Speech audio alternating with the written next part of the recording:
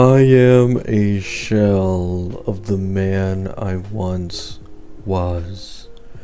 I've spent the last 2 days of my precious life grinding a grand total of 47 polls by mint picking the overworld as much as I can. However, you guys aren't here to hear me vent my frustrations and efforts in an attempt to get E2 Emblade. You guys are here for my opinion on E4 Welt. Right. Now, I made a community post about this, I believe either yesterday or this morning. I can't even remember because I basically have Alzheimer's at this point. And the reason I wanted to talk about this is because, as always, I lurk a little in social medias, and I've seen that it's become a popular topic of discussion again for like the second time already. E4 Welt, right? And the reason for this is a lot of zero cycle clears for a lot of characters in this game will use E4 Welt to quote unquote scam it, right? Because in reality, E4 Welt is basically the equivalent to Emblade, if not better, when you're trying to get sustainless clears, since he can delay the enemy so goddamn much, making them much more achievable. Plus, his amp at E4 is equivalent to Emblade's. Actually, I think it's slightly better, right? So you can just use him as a cheat code for basically any sustainless, low cost team, and then be like, oh, instead of 4 cost, this is actually 3 cost because it's an E4 Welt, right? And of course, there's people getting mad about this now because, well, let's be honest, majority of the people in this game do not have an E4 Welt. Yes, this game gives spirit tokens like every 6 months or, sometimes on big patches.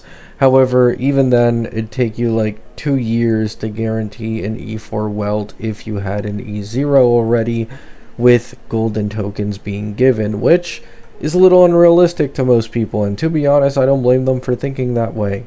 Right. Now, let's talk about why there's a quote-unquote double standard. I've been seeing some defenders of the low-cost zero-cycle clears saying that, well, why do you care so much now when nobody really cared about Phanon cost scamming with Bronya for a long time and even today? Now, here's my opinion on this, which I also shared on my community post. The reason Bronya didn't receive anywhere near as much hate for being used by Phanon for getting lower cost clears is because none of Bronya's Eidolons even come close to the value of a Welt E4. Welt's E4 trumps the value of basically every single Bronya Eidolon except for maybe E6 if you really use Bronya on a team like that. But these days, especially when many have been given Sparkle for basically free, you don't really put Bronya in any of your teams, and no matter what Eidolon investment you have her at, you're probably still gonna have her benched anyways, right? Bronya's E1 is a 50-50 chance for you to not consume a skill point on her skill. Her E2 is a speed buff, her E4 is a follow-up, and her E6 makes her 1 turn buff last 2 turns, making it much more usable, right? However, despite the strength of some of these Eidolons, most notably E1 and E6, still none of them even come close to E4 Welt. So the reason this matters is, for example, you're looking at a Phanon clear. You see that someone cleared in this amount of AV and did this amount of damage with their Phanon at this cost in a zero cycle.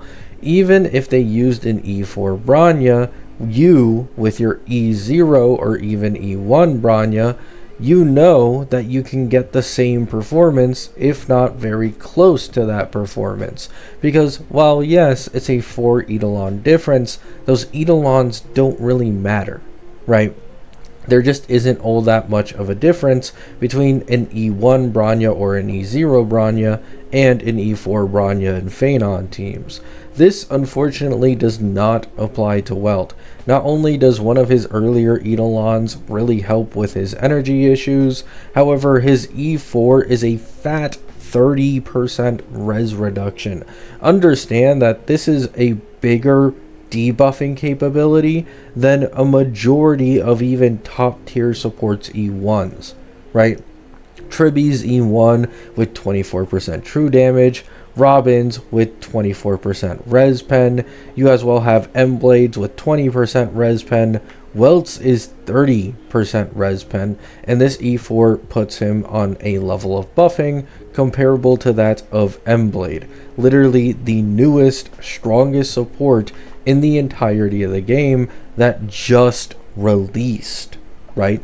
That is how strong an E4 Welt is. So when someone sees E4 Welt clears, yet they don't have an E4 Welt and they instead have an E0 or E1, they know that they cannot achieve close to that same performance of that E4 Welt team, because there's an entire 30% res reduction buffing the entire team for the E4 Welt that cannot be accessed by the lower cost Welt. And this is why people have so much disdain towards E4 Welt clears, and why there's this quote-unquote double standard between, for example, someone using Bronya E4 versus Welt E4. It's simply that Welt, after his Nova Flare, his Eidolons are significantly more valuable, and the difference between a low Eidolon and high Eidolon Welt is much more noticeable in comparison to a low Eidolon and high Eidolon Bronya, right? People, at the end of the day, like seeing clears that they think they can achieve, that they think they may be able to relate to and catch up to. But standard characters, to be honest, if you are directly aiming for them, are actually rarer than limited characters themselves, which makes people pretty saddened when they see a clear with E4 Welt, and that's why, in my opinion, there's so much of this drama, right? Now, a lot of people would know my own opinion when it comes to the entire cost system that's generally used in this community. I think it's weird and it's quite dumb, right? Even outside of this E4 Welt scenario, I've seen countless, and I mean countless, low-cost zero cycles rely on a Cassie global passive or rely on a Silverwolf global passive. You literally need to own these characters for these things to trigger at all, which in my opinion should add some type of cost at all. However, it doesn't in any of these clears, which I've personally never understood, right? However, at the end of the day, I'm not someone who really, cares all that much about low-cost zero cycles. They are good for seeing the peak performance that a team can achieve.